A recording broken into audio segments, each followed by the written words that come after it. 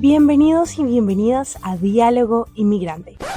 Un espacio creado por Migra 411. Para informar, acompañar y empoderar a nuestra comunidad hispanohablante en los Estados Unidos. En este periodo de cambios políticos y legislativos, nos comprometemos a ser una fuente confiable de información clara, honesta y útil.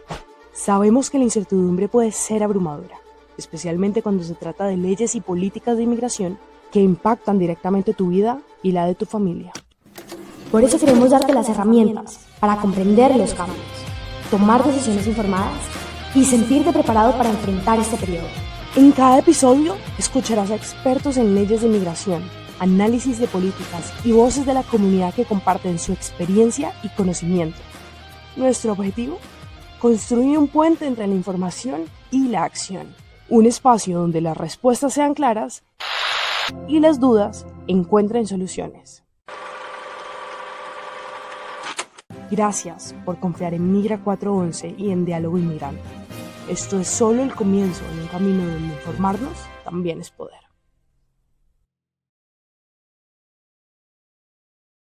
Jessica, gracias por acompañarnos en este primer episodio de Diálogo Inmigrante. ¿Qué te parece si empezamos contándole a la audiencia un poco de quién eres y tu recorrido profesional?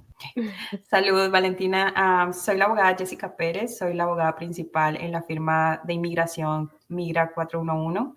Llevo practicando inmigración desde el año 2016.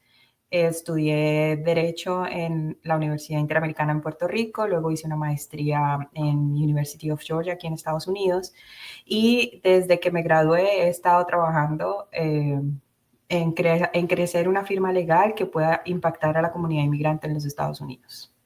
Y por eso estamos aquí. Muchísimas gracias por el espacio. Nos encontramos en un momento complicado para la comunidad inmigrante. Hay un tema que está generando mucha preocupación y son las deportaciones masivas, este tema que es tan viral hoy en Internet. Entonces, no, me gustaría preguntarte, ¿qué significan las deportaciones masivas en el contexto actual de las leyes de inmigración en Estados Unidos? ¿Qué sabemos también sobre las prioridades actuales del gobierno en cuanto a las deportaciones? Bueno, mira, lo primero que tenemos que saber es que el presidente Trump hizo una promesa de campaña y él ganó debido a esa promesa de campaña. Así que él tiene unos seguidores, una comunidad, ciudadanos americanos que están esperando que él cumpla con esa promesa. Así que él tiene mucha presión pública. En cuanto a las deportaciones masivas, pues cuando se habla de una deportación masiva, es decir, vamos a deportar, él está hablando de deportar.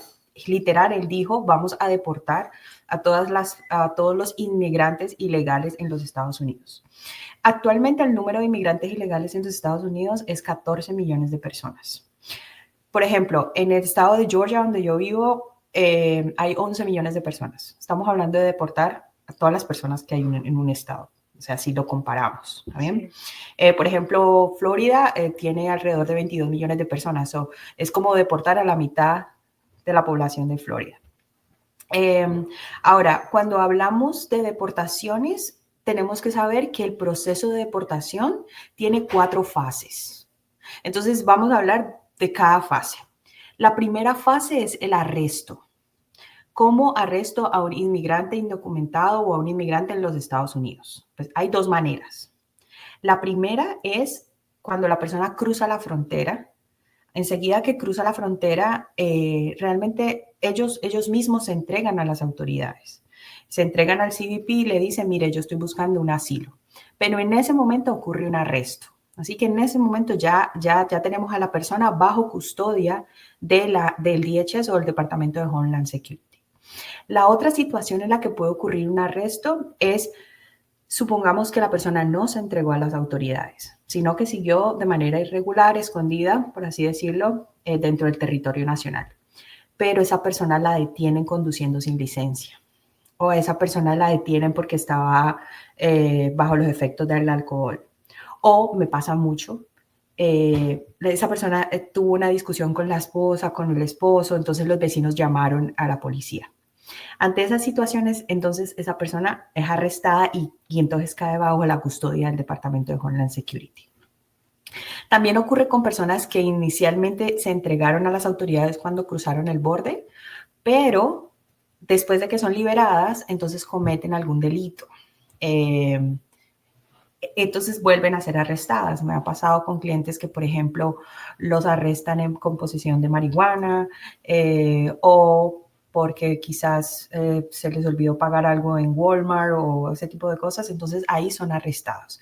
Así que el arresto como tal ocurre en esos momentos, va a ser o cuando la persona cruza la frontera inicialmente o cuando la persona pues está aquí ya dentro de los Estados Unidos y comete algún delito. Hay algo importante en cuanto a los arrestos. Porque la gente piensa ahora mismo todos los policías van a salir a arrestar a todos los inmigrantes, ¿no? Pero no puede funcionar así. Hay algo que son las enmiendas constitucionales y las protecciones constitucionales. Hablan de que las personas tienen derecho a un debido proceso de ley. Entonces, para tú arrestarme, tienes que tener algo que se llama una causa probable. O sea, ¿por qué me estás arrestando? Y para eso también deberías tener una orden de un juez si es que vas a venir a mi casa o si es que me vas a detener y vas a inspeccionar mis pertenencias o lo que sea. Para eso se requieren órdenes de los jueces. Y ahí hay una línea muy fina porque resulta que el derecho de inmigración es un derecho administrativo. Entonces, es en el derecho criminal donde se emiten estas órdenes de captura para las personas. O sea, que no hay unas órdenes de captura en el derecho de inmigración. Los arrestos que van a ocurrir son dos. Los primeros, todas las personas que crucen la frontera van a ser arrestadas. Bajo la administración de Biden, son arrestadas y liberadas 2 a 3 días después. Lo que Trump está diciendo es que no van a ser liberadas 2 a 3 días después. Te pongo un ejemplo. En el 2017-2018, cuando él era presidente, yo tuve personas detenidas casi un año. No estoy diciendo que en todos los procesos va a ser así, hay posibilidades de sacarlos y todo lo demás, pero sí hay que cambiar esta mentalidad de que no me van a liberar en 2, 3 días porque no va a ser así. O sea, yo entiendo, o sea, puede pasar un mes detenido y he tenido casos en los que se pelea el asilo adentro y hasta he llegado a tener gente detenida por un año. ¿Bien? Ahora, las segundas personas que van a ser detenidas son las personas que ya tienen órdenes de deportación, porque esa orden de deportación ya es esa causa probable para arresto que se necesita para poder arrestar a una persona. Entonces, vamos a ser realistas. Actualmente las agencias de ICE tienen alrededor de 6,000, por así decirlo, policías, o sea, 6,000 agentes, que son los que arrestan.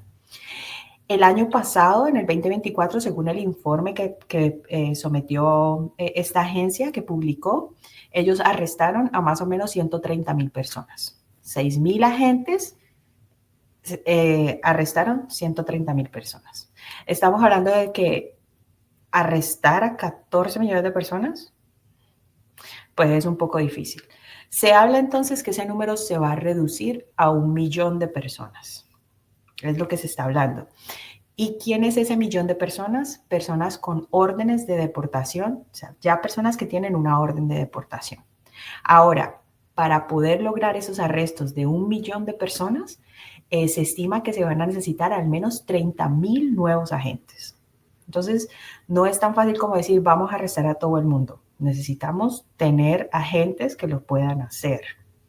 Ahora, esos arrestos no pueden ocurrir en las casas de las personas. Si alguien va a la casa de un inmigrante, si un agente va a la casa de un inmigrante, toca la puerta, necesita una orden para poder ingresar a la casa.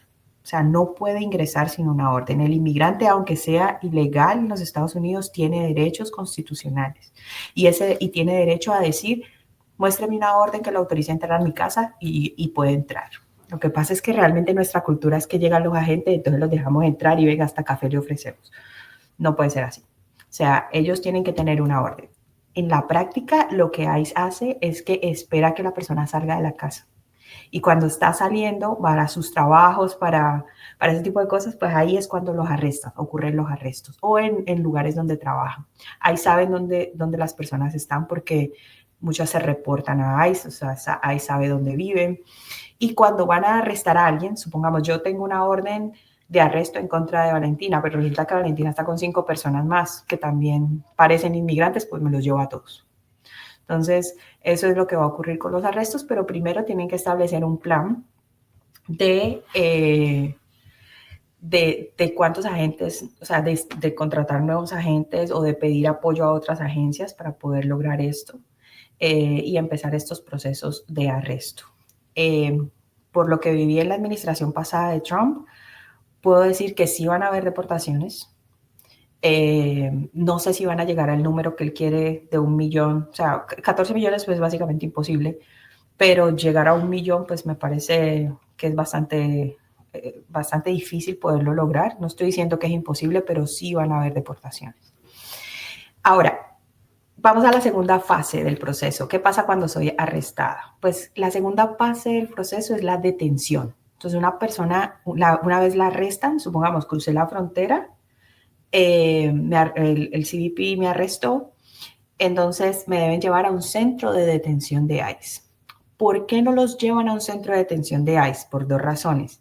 Número 1, no hay capacidad para tantas personas. Y número 2, por el costo. Tener un inmigrante en un centro de detención cuesta dinero. Actualmente se dice que el costo es $200 por persona, por día. O sea, $200 por cada inmigrante que ingrese y que esté en un centro de detención. El Congreso de los Estados Unidos aprobó un presupuesto para hacer nuevos centros de detención y facilidades, alrededor de 200 facilidades nuevas con casi 40,000 nuevos espacios o camas. Ellos lo miden por camas. Aún así, o sea, las estadísticas de personas que entran son 10,000 personas al mes. Entonces, por eso el gobierno en ese momento no los arresta. No tiene espacio donde ponerlos en un centro de detención, no tiene espacio, o sea, económicamente es demasiado costoso. Hay una opción alternativa que son los grilletes electrónicos. Personas que tienen grillete electrónico que llevan, esos grilletes se dice que al gobierno le cuesta alrededor de $4 diarios por grillete. Pero pues la verdad es que algunas personas se los quitan, los cortan. A veces se quedan sin batería, por ejemplo. Entonces ellos van a las oficinas de ICE, mira, necesito ayuda, esto no me funciona, mira, me está apretando mucho, mira esto. Entonces las oficinas de ICE son llenas de gente. O sea, estamos hablando de un número grande de personas, no estamos hablando de 100 o 200 personas. Entonces hay otra situación, las familias. Mira, las familias cuando ingresan, o sea, entra un papá, una mamá y 2 niños, supongamos uno de 5 años, uno de 3 años, uno de 5 años y uno de 10 años, ¿está bien? La política actual es que las familias no se separan. ¿Qué significa? Pues ingresa la familia, va al CBP y el CBP los tiene detenidos 2-3 días mientras le hace el proceso de tomarle huellas, ADN, todo lo demás, y luego los libera. Los libera para mantenerlos unidos. Ahora, el presidente Trump en el primer mandato públicamente hubo mucha conmoción porque él implementó una política de separación de familias. O sea, las vamos a separar, entonces mandaban a los niños para unos centros especiales para niños y a los padres a centros diferentes, porque tenemos centros de detención exclusivamente de hombres, centros de detención exclusivamente de mujeres y centros de detención mixtos. Entonces, claro, los padres eran súper agobiados, ¿dónde están mis hijos? Entonces, él ahora lo quiere hacer al contrario. Él quiere decir, voy a mantenerlas a las familias unidas, pero detenidas. Entonces, si tú vas a tener eso, tú necesitas tener una facilidad que se acople para poderle prestar servicios a los menores. O sea, para poder que tengas médicos, que tengas pediatras, que tengas maestros, porque los menores tienen esos derechos. Entonces, es bastante complejo implementar esa parte de las familias. Ahora, ¿cómo el gobierno se puede ahorrar esta fase de la detención? Con las personas que ya tienen orden de deportación.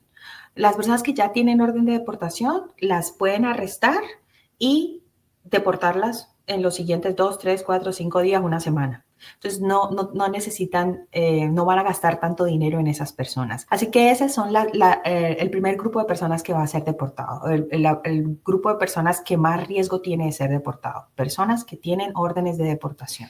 ¿Bien? Actualmente se calcula que alrededor de 1.4 o 1.5 millones 1.4 a 1.5 millones de personas tienen una orden de deportación final, sino que cuando tienen la orden de deportación, las ponen bajo supervisión. Le dice ICE, mire, no te puedo deportar, por ejemplo, porque eres de Cuba, porque eres de Venezuela y necesito hacer unos arreglos especiales para poderte deportar, entonces te voy a poner bajo supervisión.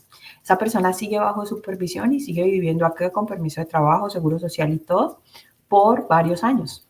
Entonces, hay muchas personas bajo supervisión. ¿Bien? Hay personas que perdieron sus casos de asilo, no apelaron, esa persona tiene una orden de deportación final. Hay personas que tenían una corte, ni se enteraron que había una corte y les dieron una orden de deportación final. Todas estas personas son las que mayor riesgo tienen de ser deportadas en esta fase inicial de deportaciones masivas. Ahora, vamos con la tercera parte del proceso. La tercera parte del proceso es el proceso legal. Por lo que te mencionaba, lo que es el debido proceso de ley.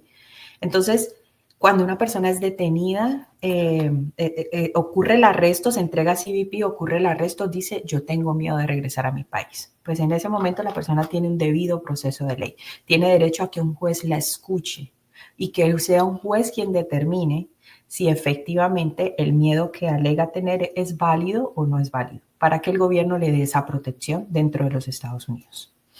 Entonces, actualmente hay cerca de 2 millones de casos pendientes en la Corte de Inmigración y se desestimaron cerca de 300,000 casos, es decir, se cerraron cerca de 300,000 casos el año pasado. Si todas las personas que ingresan, que vayan a ingresar, las detenemos, entonces la Corte de Inmigración procesaría 10 millones de casos. Y para eso necesitaríamos 2,000 jueces, necesitaríamos fiscales, necesitaríamos clerks, o sea, asistentes para los fiscales, o sea, es sumamente costoso. Se dice que el costo aproximado por un proceso legal, o sea, lo que le cuesta al gobierno llevar un proceso legal es $2,500 por persona. Entonces, si todas las personas que ingresan las van a procesar para deportarlas, es demasiado también oneroso para el gobierno. Ahora, las personas que ya tienen órdenes de deportación previa no necesitan pasar por ese proceso legal. So, básicamente, ahí el gobierno se estaría ahorrando la parte de la detención más la parte del proceso legal. ¿Ves por qué? ¿Ves por qué son ves por qué el primer target, o sea, las primer grupo de personas que va a ser, que van a deportar? Ahora, ya la última fase es la parte de efectivamente montarla en un avión y llevarla o sea, de removerla a sus países. ¿Cómo esto ocurre? Normalmente el gobierno tiene unos acuerdos comerciales con unos aviones, eso se llama aviones charter, y en el 2023 se realizaron 1,200 vuelos para deportar 6,000 personas. Cada vuelo en promedio, el gobierno paga $17,000 por cada vuelo.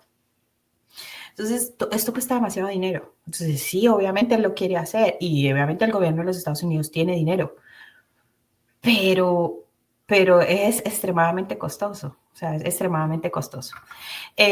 Así que también ha ido adquiriendo aviones, ha ido adquiriendo buses, ha ido pues para bajar esto, pero eso sería pues, bajaría un poco el costo, pero no lo eliminaría por completo.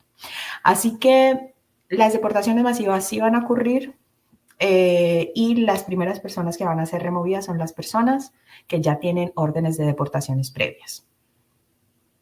¿Qué recomendaciones le darías a esas personas que son ese primer target, que están, por decirlo así, más en peligro a que eso suceda en este periodo?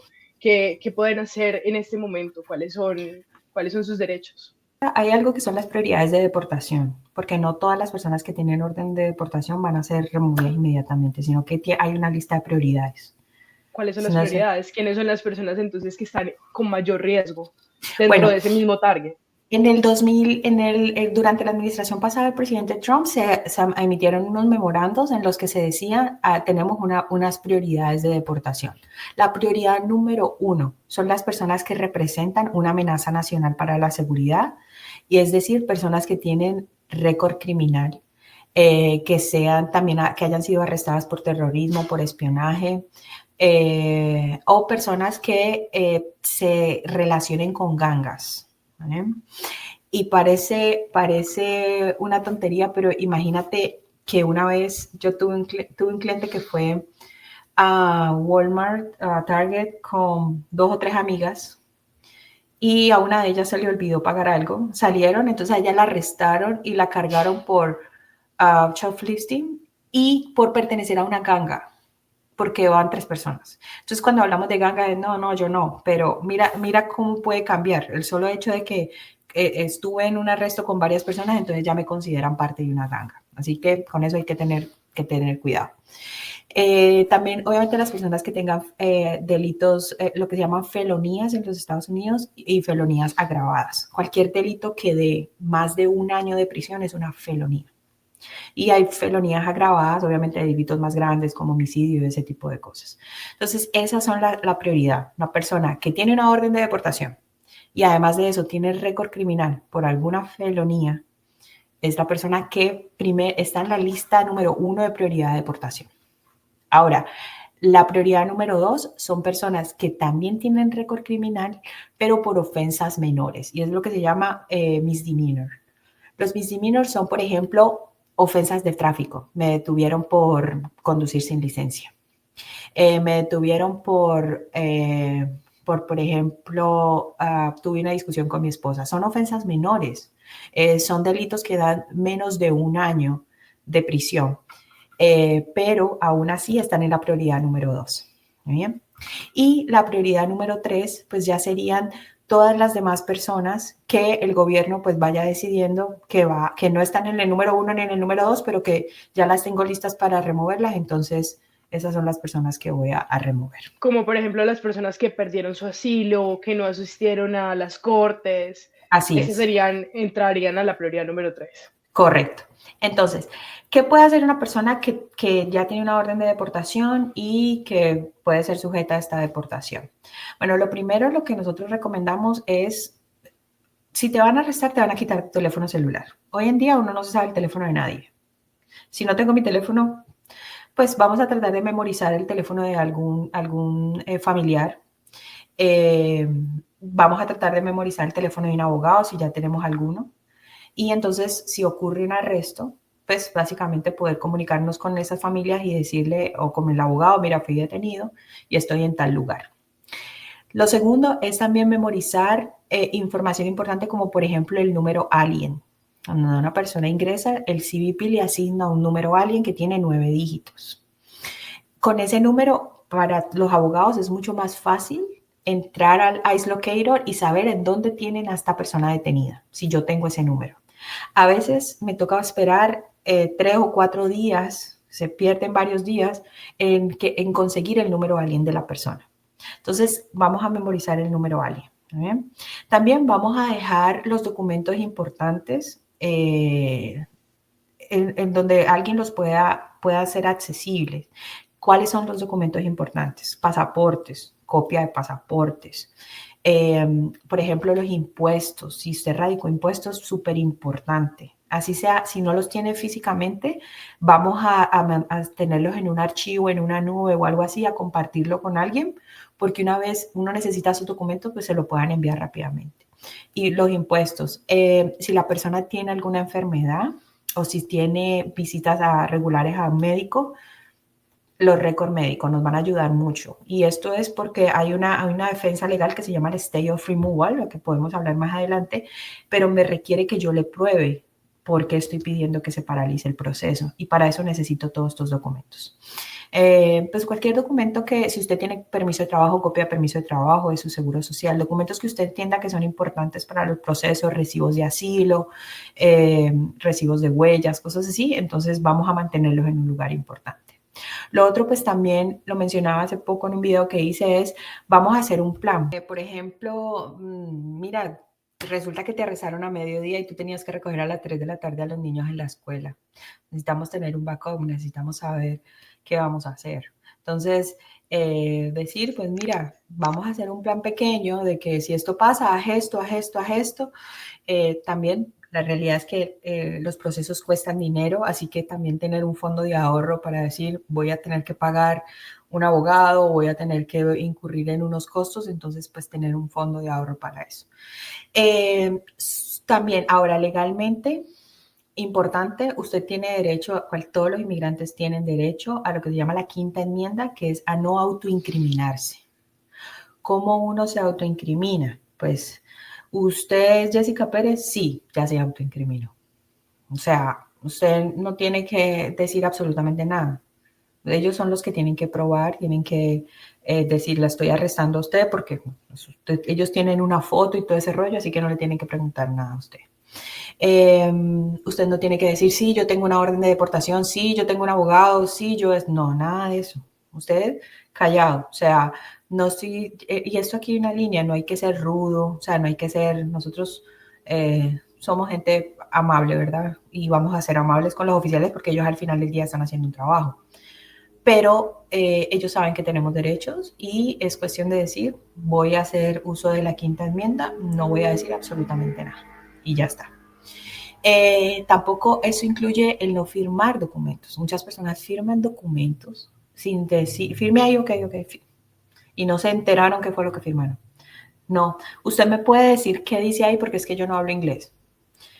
Ah, no, firme, no, pues no, no porque no sé qué dice y ya está. O me consigue un intérprete y si el intérprete le interpretó, entonces ahí ya lo puede firmar.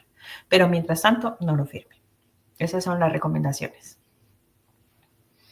En Internet se especula desde ya el aumento del número de personas detenidas por razones migratorias. ¿Cuál es el factor? ¿Qué es lo que realmente está impulsando a ese incremento en las detenciones? ¿Hay alguna forma en la que las personas se estén poniendo en riesgo o simplemente es el momento y lo que está sucediendo y lo que venimos narrando de que van a empezar a subir y empiezan desde ya? Sí, es lo que te decía, va a ser la presión pública al presidente. La presión de que, ok, usted me prometió esto. Muchos americanos que votaron por el presidente vieron muchas cosas. Vieron cómo todas las personas que ingresaban por la frontera eran liberadas como si nada. Y vieron que, por ejemplo, aquí donde yo estoy en Georgia, el año pasado un inmigrante que tenía un récord criminal asesinó a una muchacha, a una estudiante de enfermería. Eso crea mucha conmoción de decir algo está fallando. ¿Por qué? Porque si esta persona tenía un récord criminal, estaba libre y o sea, obviamente ellos alegan si hubiese estado detenido nunca hubiese matado a la muchacha. Pues eso es como... Entonces todo eso genera mucha presión. Y eso es lo que están esperando. Y a los 100 días del mandato, el presidente Trump va a tener que dar una comunicación y explicar qué es lo que ha hecho, necesita números. O sea, la gente va a estar muy, muy pendiente acerca de eso. ¿Y qué pasa? Cuando hay un presidente, todas las personas, todas las agencias tienen que seguir la política pública. ¿Cuál es la política pública? Pues la política pública es esta, es arrestar. Entonces se empiezan con procesos, por ejemplo, se cambia, por ejemplo, bajo la administración del presidente Trump pasada, se obligaba a los oficiales de tránsito, policías, que te detuvieran, o sea, te detuve porque no tenías licencia, pues lo normal, te dan un ticket y te dan una fecha de corte y vete. Pues no, en ese momento se cambió y no tienes licencia, la vas a detener. La vas a detener, la vas a llevar a una cárcel, vas a llamar a ICE para que ICE venga y la recoja. Así que todo esto va a ocurrir porque el presidente va a obligar a que todas estas agencias se alineen con esa política pública de él. Así que por eso es que se rumora lo de que van a haber un aumento. Y te digo nuevamente, va a ser la presión pública. Hay una palabra que se usa mucho, lo están usando los medios, que es inmediatamente. Ninguno de estos procesos realmente van a pasar inmediatamente. Trump llegue el 20 de enero a la presidencia. ¿Es eso correcto? Él dijo que lo primero que va a hacer es cerrar la frontera. Eso es algo que se puede hacer a través de una orden presidencial, así que eso puede ocurrir inmediatamente. Pero, ¿qué tan rápido lo va a hacer? Las deportaciones, ese tipo de cosas, va a depender de qué en estos meses él ha hecho para prepararse para eso, ¿no? Así tan rápido como que al otro día, no lo creo. Pero va a ser algo que sí va a comenzar a ocurrir 30, 60, 90 días después.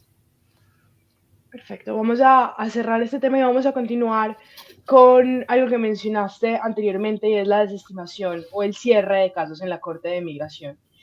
¿Qué significa esta prohibición para quienes están enfrentando procesos en la Corte de Inmigración?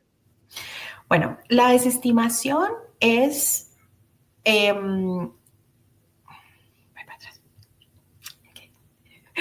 la desestimación de un caso es el gobierno, cuando una persona cruza la frontera de manera irregular, el gobierno es el que inicia el proceso de deportación a través de una demanda o un documento que se llama el NTA, Notice to Appear, NTA, el NTA.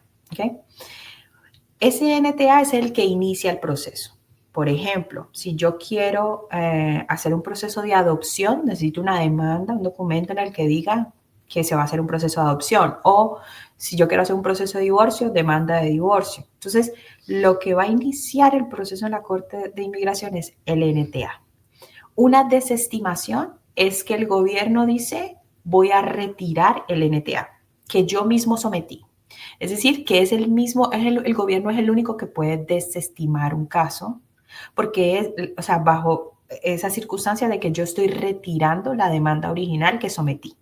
Yo quería adoptar a una persona, radiqué una demanda y ahora me arrepentí, estoy retirando eso.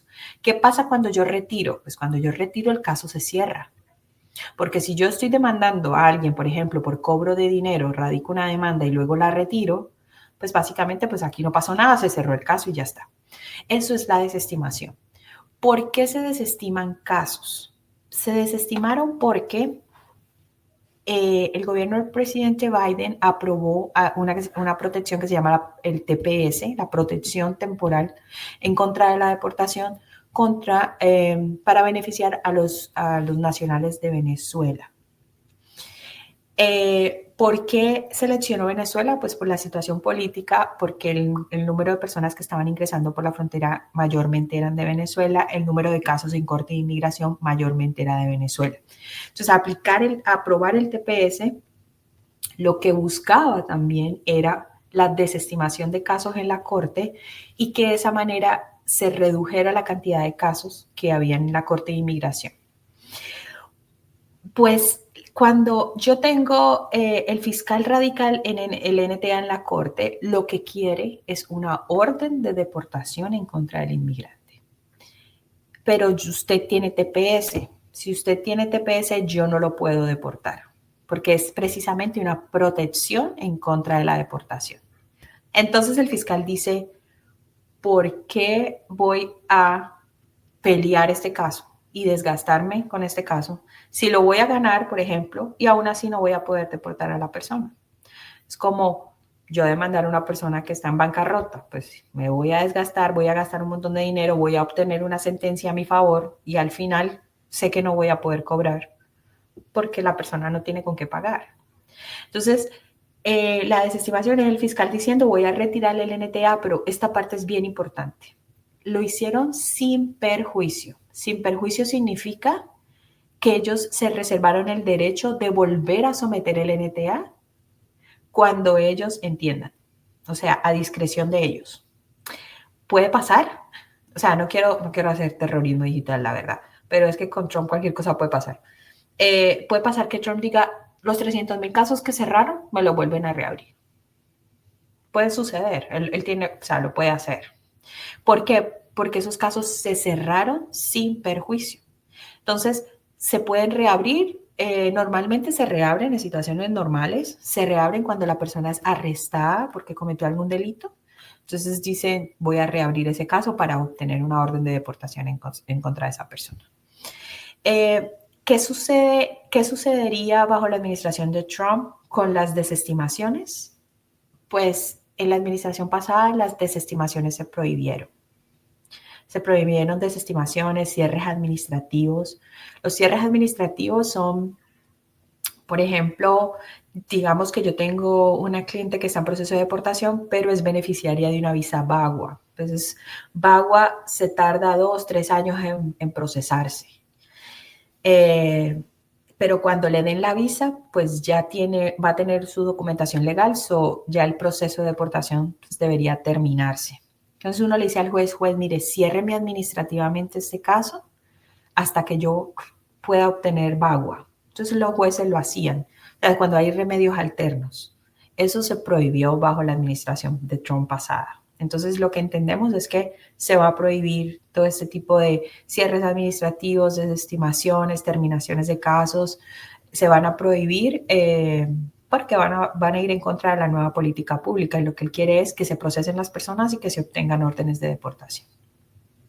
¿Y qué opciones tienen entonces las personas que son afectadas por esta medida? ¿Tienen opciones?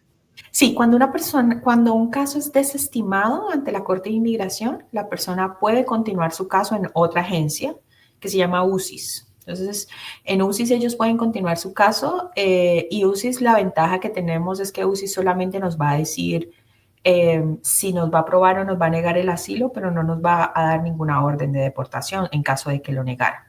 Si un caso se desestima, la persona aún tiene la posibilidad de ir a UCIS y poder obtener un asilo. ¿Cómo se va a afectar las personas en cuanto a las desestimaciones a futuro? Pues es saber que no va a haber una opción de que se le desestime el caso y de que va a tener que pelear su caso. Pelearlo, es decir, tengo que pasar por todo el proceso, tener una audiencia de mérito hasta el final y que el juez decida si me da el asilo o me lo niega. Entiendo. Ahora estábamos hablando de que en el periodo anterior de Trump las detenciones podían durar mucho tiempo.